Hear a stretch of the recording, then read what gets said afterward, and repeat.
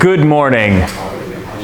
For today's performance, we will be continuing, well, not continuing really anything. We'll be wrapping up our discussion of thermodynamics with a few sort of mop-up topics that don't quite fit in the discussion of the Flory-Huggins solution theory. So we'll be starting with complementarity and similarity as a ways of reducing the interaction parameter chi through the interaction enthalpy H of mixing, delta H of mixing. Then we will talk about the Hildebrand solubility parameters, which is just a cool sort of rule of thumb for using the energy of vaporization as a crude metric for predicting solubility of solvents and solvents with polymers. Then I want to take 5 minutes to tell you about one other synthetic strategy that we did not get to 2 weeks ago, but you'll see it in your careers if you do polymer engineering. And then we will start our discussion of polymer sizes and how you characterize the molecular weight and sizes of polymer chains and polymers in solution. So we know that the phase behavior of a polymer system is dictated by a combination of its entropy of mixing, which is usually favorable, and its enthalpy of mixing, which is usually unfavorable. Now, there are ways of, and we talked about the reasons why polymers don't mix and why the contact dissimilarity leads to phase segregation, because the monomers with the better self interactions will tend to exclude those with the weaker self interactions, which leads to the mnemonic like dissolves like, or like prefers like. But what if if you have favorable entropy of mixing, then the ways to encourage mixing even with higher molecular weight is to give your materials either one similarity or two complementarity. So what do I mean by similarity or complementarity? So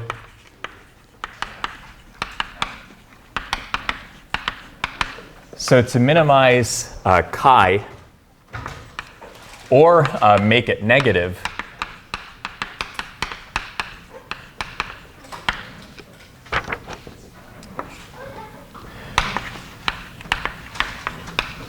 to allow chains to mix,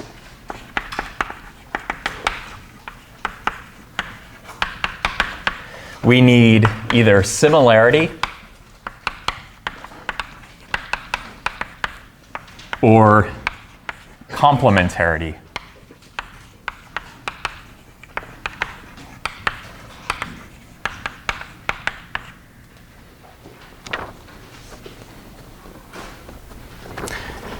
The similarity.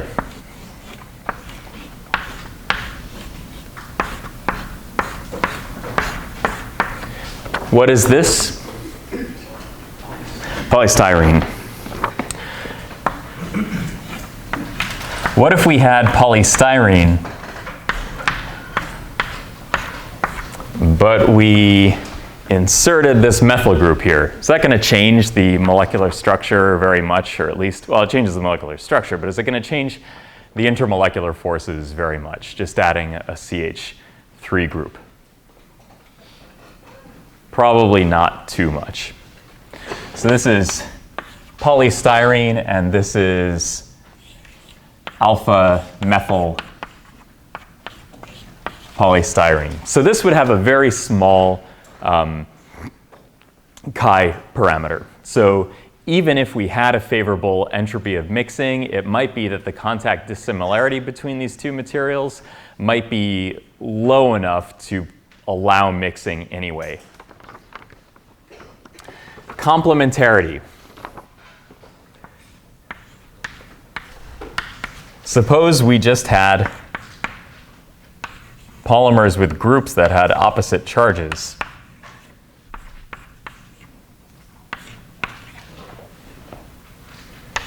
So this could be an ionic interaction. And these are going to associate with a favorable Coulombic energy. And this might even give us a negative delta H of mixing and might permit mixing of the polymers. So the point is that it's not always true that polymers phase segregate, because under some favorable circumstances, or if we design our system properly, we can get these materials to mix to a greater or lesser extent.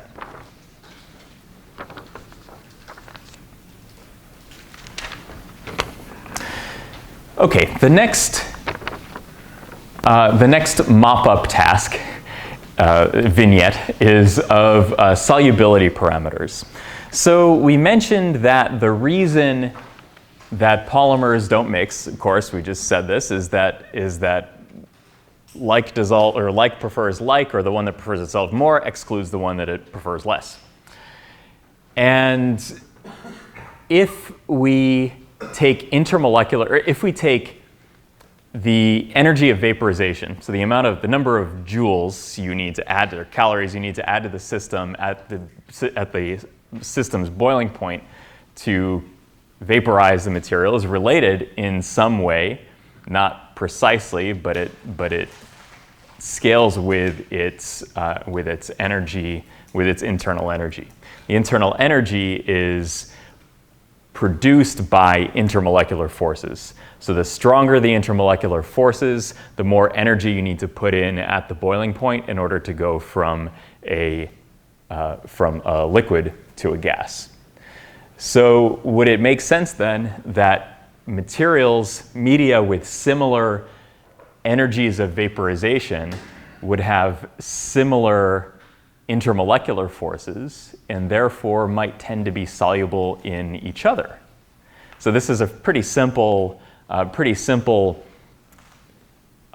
from one idea to another, or from the molecular idea to the solubility, using parameters that are quite easily measured in the lab. We just measure the number of joules that we pump into the system to vaporize it. So solubility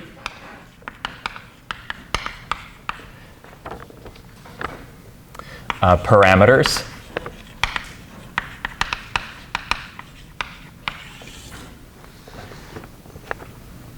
So we're going to define a cohesive energy density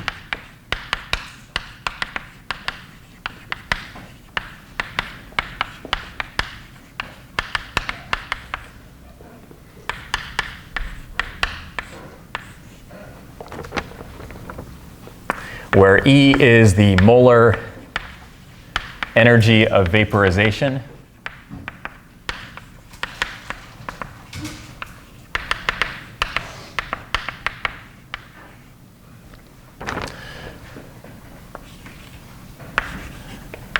which is change in internal energy upon vaporization equals delta H vaporization minus RT.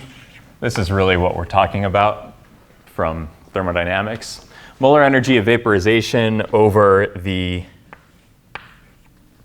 molar volume of the component.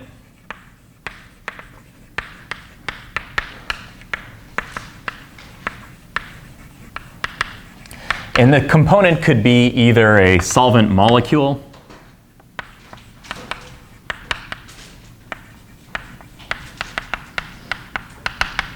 or a monomer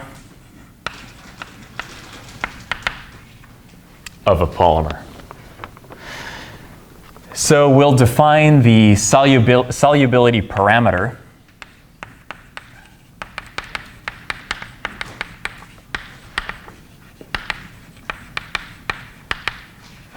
and this is the Hildebrand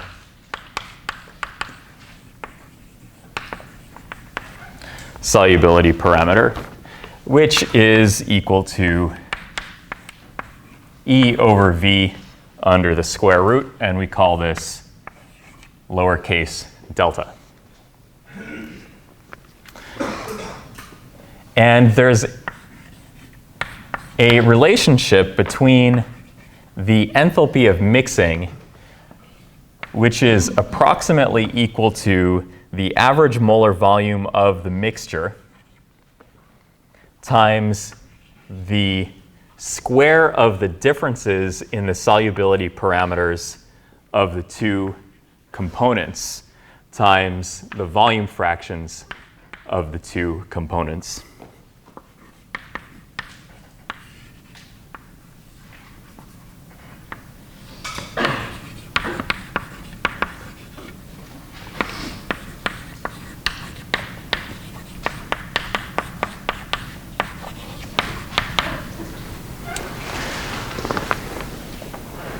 And what we find is that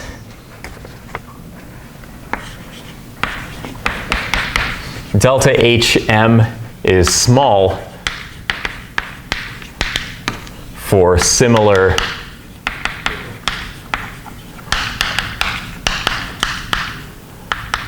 liquids/monomers.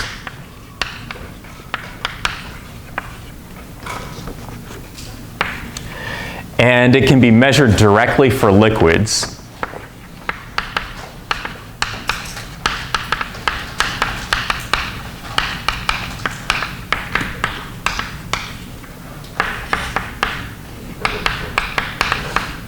But only indirectly for polymers.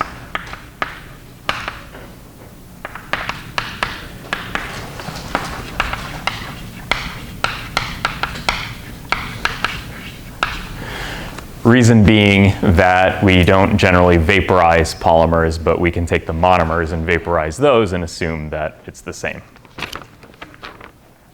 And this works best for nonpolar media. Also, this is not it's not going to give you a precise answer for delta H, but it's going to give you something that's that will support your intuition, let's say, based on the similarity of monomers and solvents to each other. And it tends to work best for not very polar media. Instead of nonpolar media, I'll say not very polar media.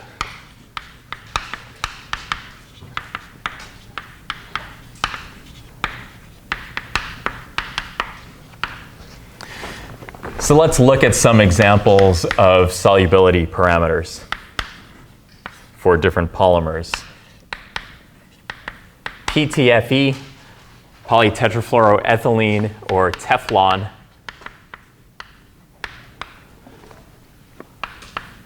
Polystyrene and nylon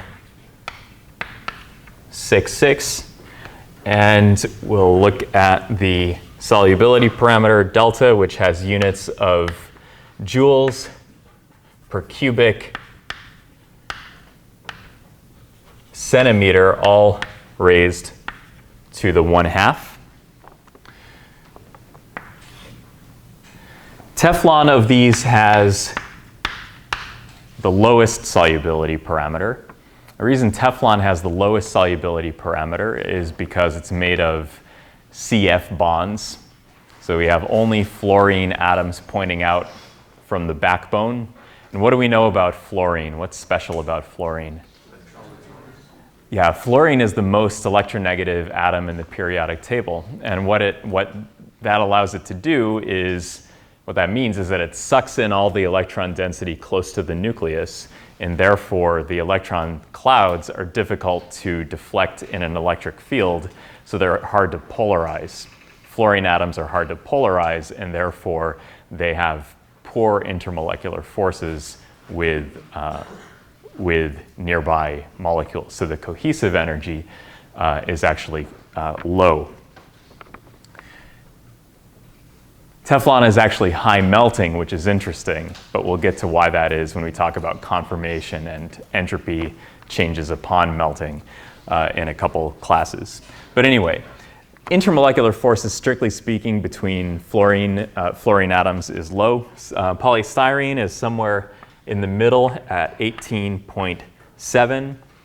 And this is because those big floppy benzene rings are polarizable. And they will, and they're also quite big. So per mole of monomers, we actually have a lot of cohesive energy. And nylon 6,6. Nylon 6,6 is getting to be pretty polar. It also allows hydrogen bonding between adjacent strands. So the solubility parameter is much higher. And this is in general in order of increasing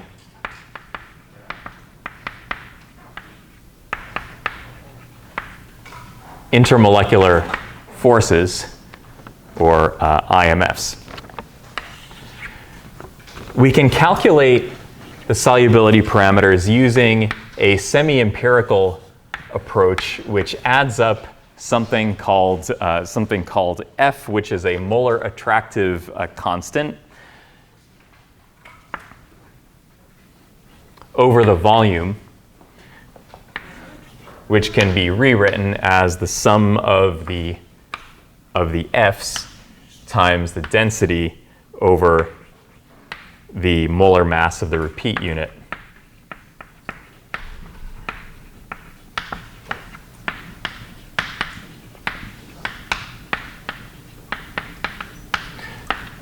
And rho is the density.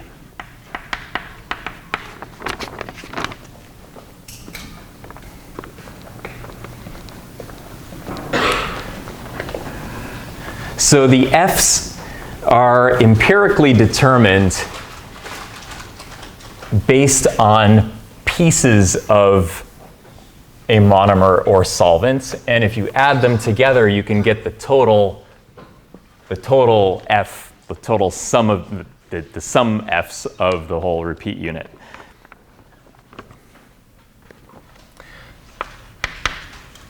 So let's look at PMMA, which is polymethyl methacrylate, or plexiglass.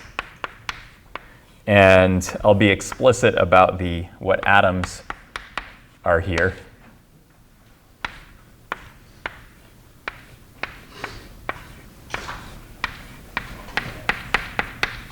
So this is PMMA, and we look at the group and the F value, which has really intuitive units of joule to the 1/2 centimeters to the 3/2 per mole. And we just look up in a table, and there are tables out there of interaction parameters, and we look and we see 2 CH3 groups, which give us 2 times 303.4. We have 1 CH2 group, which gives us 269. We have 1 ester group, which gives us 668.2. And we have 1 quaternary carbon atom. It's a carbon atom bonded to 4 other carbon atoms. And it gives us 65.5. And we just add these up to get 1609.5. And if we take other measured quantities of PMMA, rho equals 1.19 grams per cubic centimeter. The molecular mass of the repeat unit is 100.1 grams per mole, and therefore delta is 1609.5 joules to the 1/2 centimeters to the 3/2 over moles times 1.19 grams per cubic centimeter, all over m naught, which is 100.1 grams per mole. And this gives us 19.13 joules per centimeter cubed raised to the 1/2, which is well within the range of a little bit more than PS, but less than nylon 6,6. Yeah. F is just an empirical parameter that is associated with each piece of the monomer or solvent. And the pieces are these CH3 groups, the CH2, the ester, and the quaternary carbon. And therefore the sigma F is just all of them added together. Professor? Yeah. Could you indicate on the diagram where the CH2 bonds? So these two are here and here. This one is here. This one is here. And this one is here. I wish I had colored chalk. Oh, wow. That's awful. Is that cool? Okay.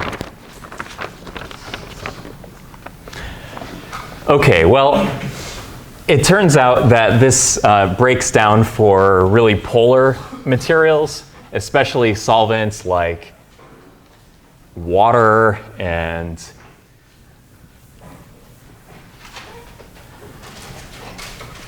formic acid and things that are really polar. Probably my guess is that it doesn't even work quite that well for nylon, but I can't say that for sure. But things that are really, really polar, you need another solubility parameter. I'm just going to write this down, and we're not going to talk about it anymore. I just want to tell you that Hansen, Bop, came along and said that the heat of vaporization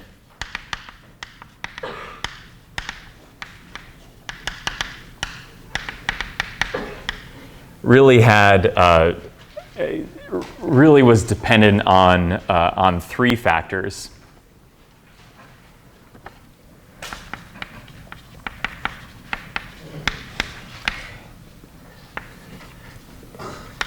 And that is the dispersion delta, the polar delta, and the H bonding delta.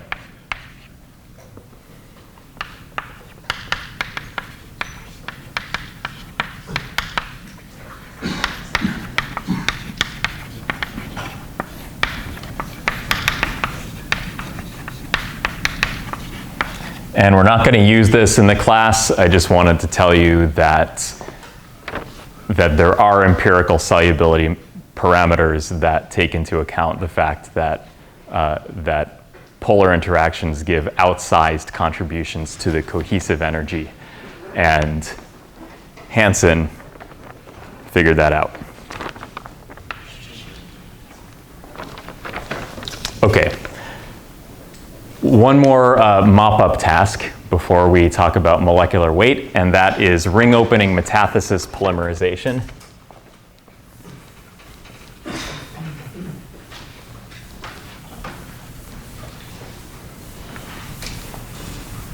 And I know this is mopping up from a previous chapter, but forgive me.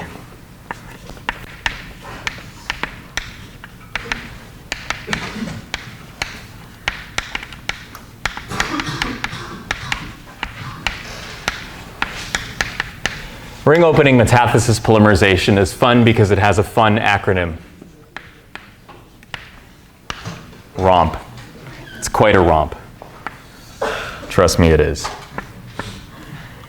Basically what you do in ROMP is you take two things connected by a double bond and you chop both double bonds in half, and you replace the two sides of the two double bonds. That might not make any sense. Imagine two people standing side by side and you chop both their heads off.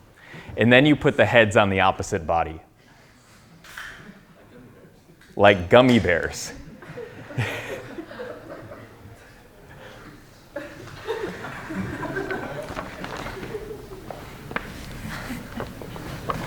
This is cyclo, and the reaction alkene metathesis or olefin metathesis or double bond metathesis, all the same thing. It's used ubiquitously in drug discovery and small molecule manufacturing. If you have a cyclic compound with a double bond in it, then the two sides of the double bond are within the same molecule. So you can open one and attach it to another, and then open it and attach it to the next, and to the next, and to the next.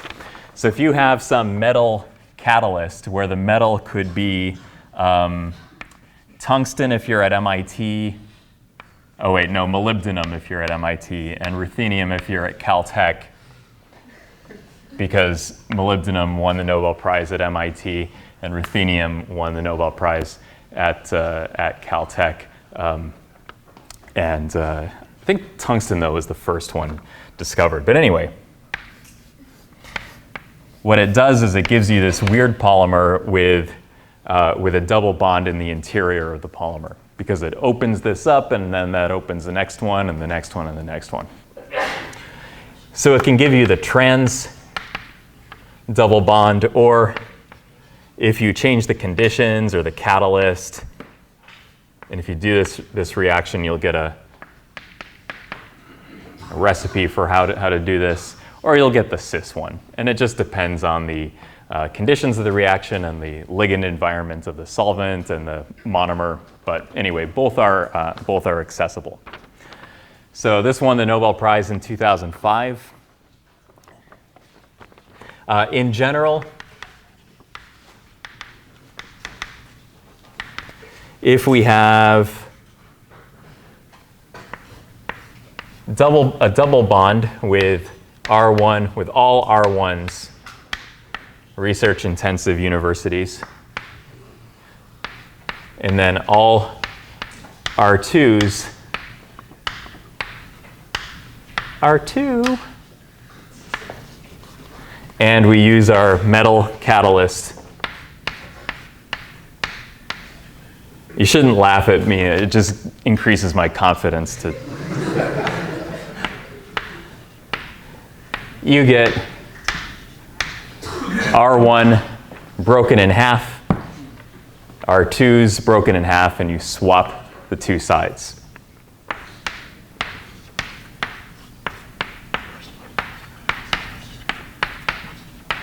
So try to convince yourself that if you do this to a cyclic olefin, then what you get is a polymer. Because you're just taking this side and you're swapping it with the other side of the next monomer. And that is ROMP. Okay, we're done with mop-up duty. We're starting a new topic.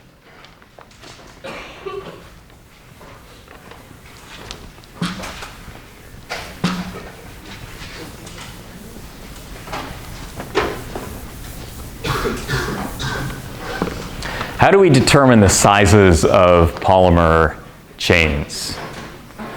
We could get out our magnifying glass, but that's pretty ineffective.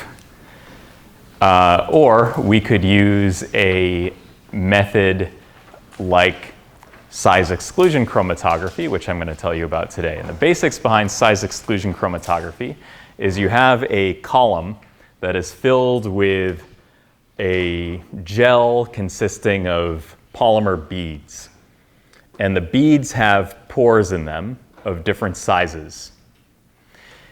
Your polymer sample is polydisperse, or just disperse. You have big polymer globules and smaller polymer globules that have a fairly large range of dispersity. You inject the polymer sample in the top, and the big polymer chains are too big to go into the pores in the beads, so they go around the beads and come out first. Then the medium-ranged polymer blobs go into some of the pores, but not all, because they're too big for the smallest pores. And their progress is impeded by the fact that they follow this much more tortuous path through the column. Because they go through some more of the beads, they are excluded from others. On the extreme small end, you have really small polymer blobs that go through, that have no selectivity, and they go through all of the pores. And they're like, they take, you know, the worst directions possible to get to the grocery store. And they just take for freaking ever to get out of the column. Then you have something that's even smaller than that. And it also goes through exactly the same pores. So there's a range of sizes of big and bigger that come through all at once, and there's no separation. And then there's a range on the extreme end where they're all small, and they all take the same amount of time after some period, or after some critical size. And then they all come through at the same time, and there's no separation. The best separation is achieved when you have a range of pore sizes in the beads that best match the distribution of your polymer sample. If the pores in the bead, the range of sizes of the pores in the beads is too small, then you won't get separation on the high molecular weight end or the low molecular weight end. So let's draw some cartoons. So molecular weight determination.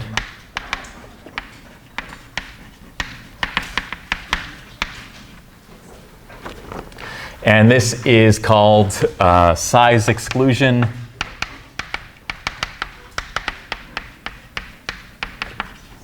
Chromatography.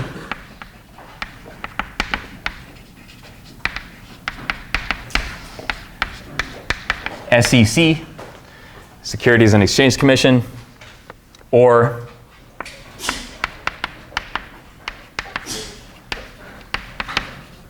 gel permeation chromatography.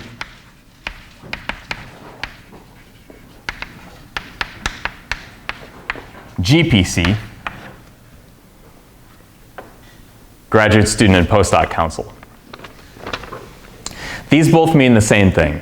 However, size-exclusion chromatography is the terminology used most often in the biomedical sciences. Gel permeation chromatography is used most often in the polymer industry, like engineering plastics and commodity polymer manufacturing. SEC contains a lot more information because it actually tells you how the technique works, where GPC actually just only tells you that there's a gel involved and tells you really nothing about the mechanism. But anyway, that's what people call it. So we have this column.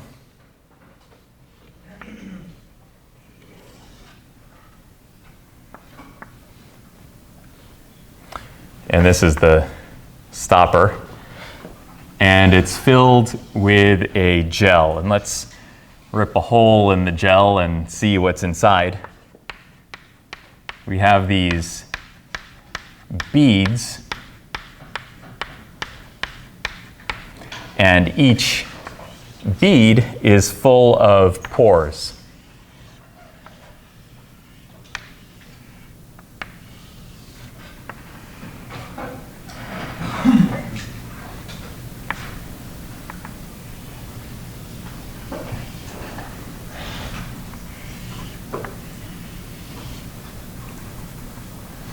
And the pores are open to the outside, and the pores have a range of sizes.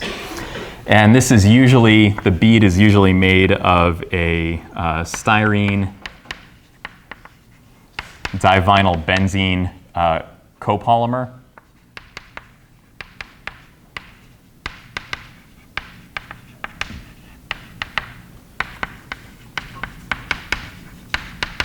which is cross-linked, so it doesn't dissolve. It swells in the solvent, which is what makes it a gel, but it doesn't dissolve because it's cross-linked. Divinyl benzene, by the way, is this. It's styrene. It's like two styrenes at once. It has a double bond up here and a double bond down here, and this can cross-link polystyrene. Yeah. Could that have been made by the Ringopening? Probably not. I mean, you probably could make GPC columns by ROMP, but generally these will be made by, probably made by radical or ionic polymerization. Yeah. Is solvent using this technique like just the monomer solvent, or is it some special solvent? You can use a range of solvents, but you have to make sure that it's compatible with this column system that you're using. Toluene is common. Tetrahydrofuran is common. For aqueous systems, sometimes you have water plus acetonitrile or something. Yeah, so you can use a range of solvents depending on, in the spec sheet will tell you what your beads are compatible with. And this is just typical for organic solvent applications. It's not always going to be the same polymer, but the same operational principles hold true.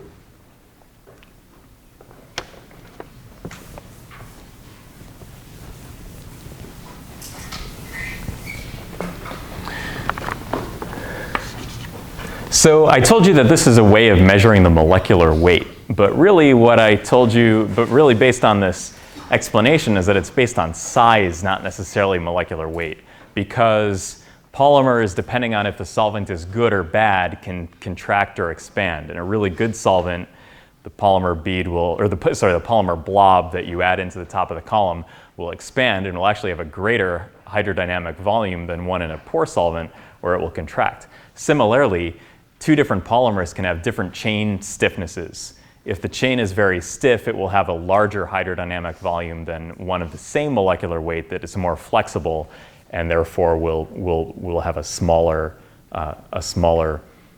radius of gyration, so radius of hydrodynamic radius. So separation, strictly speaking, is based on size.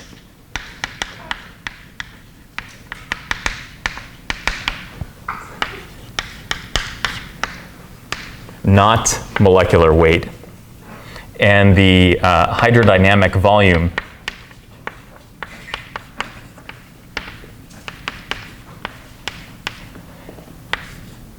VH is proportional to the cube of the radius of gyration.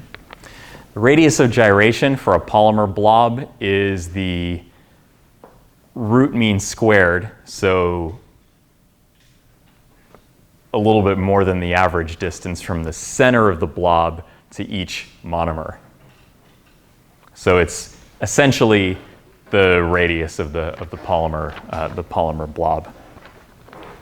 Our pore sizes are usually somewhere between 1 nanometer and 1 micron.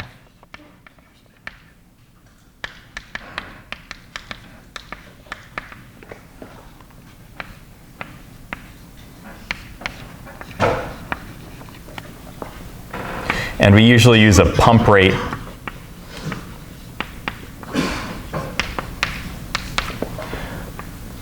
of about on the order of 1 mil per minute.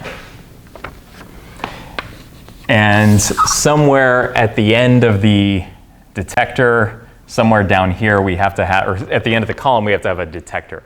The detector can be a lot of different things. It could be, the most common one is a refractive index detector.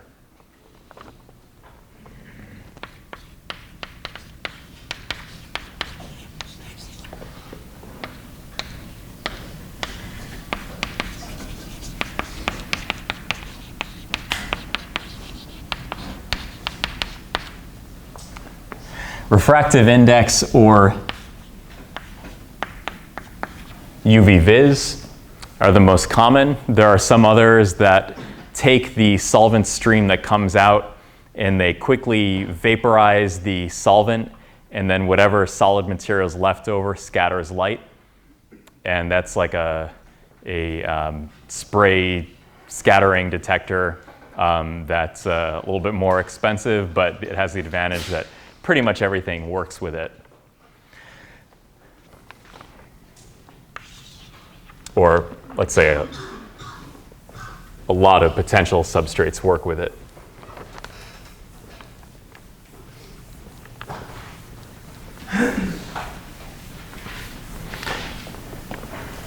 Incidentally, who's heard of HPLC, high pressure or high performance liquid chromatography? You generally use the same hardware for this that you use for HPLC, but your column is different and your software is different. And you have to make sure when you buy your system that everything talks to itself the way you want it to. Okay, so the signal that comes out based on the detector, I'll show this in more detail in a bit, but what I want to show, and this could be refractive index, the refractive index sometimes, Ri, or absorption, and this is retention time or retention volume. You get some signal that looks like this. So at short times, we have the low molecular weight because it's low molecular weight and it comes out first. No, we have the high molecular weight comes out first because it goes around the beads. It says, I'm not going to bother with these beads, I'm going to go around them.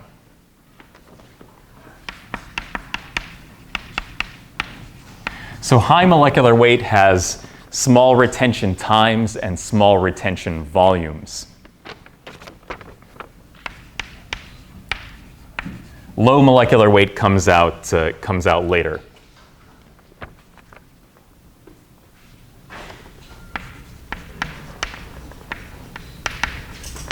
So larger chains,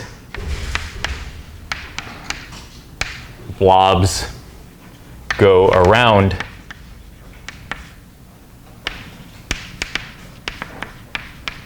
beads and elute first.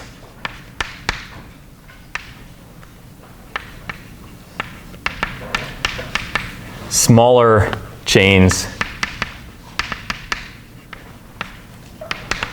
get slowed down by going into pores.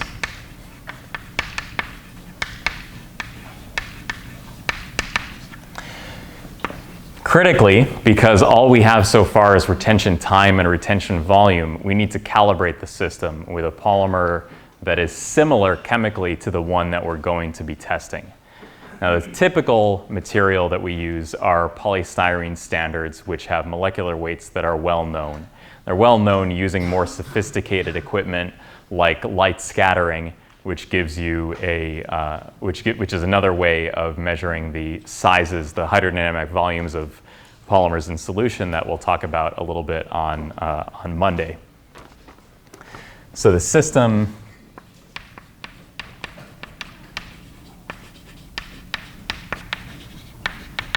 must be calibrated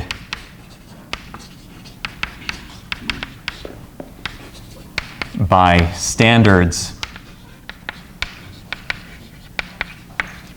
with known molecular weight.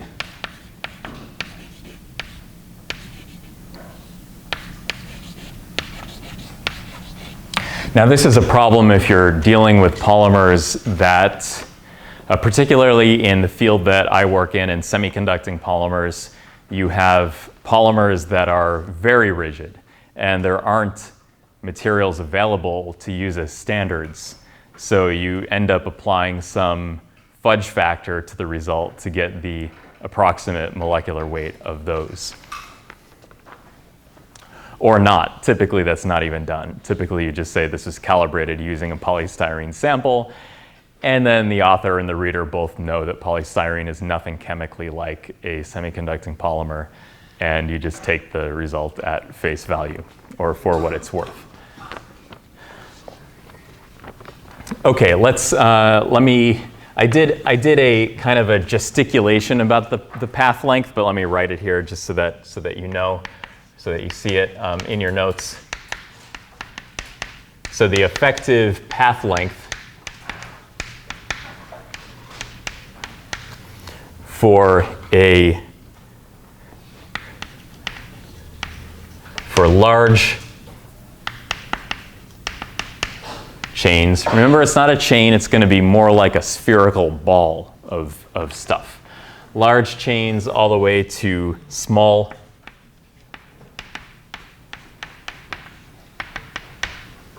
chains.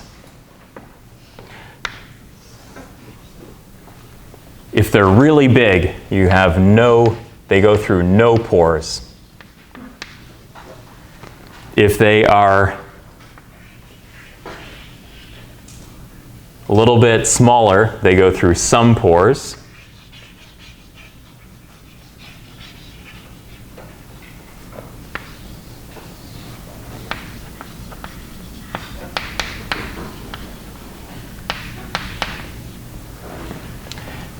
And if they are really small,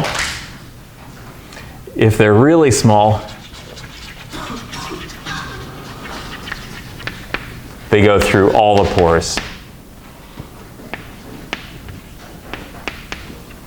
This is the sweet spot right here.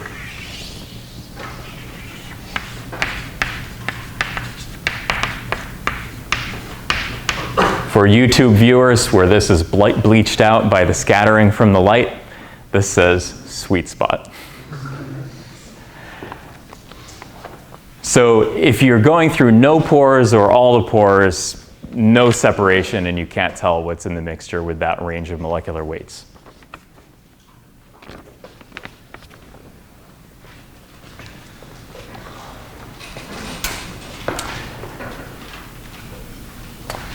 The weekend is 2.5 minutes away.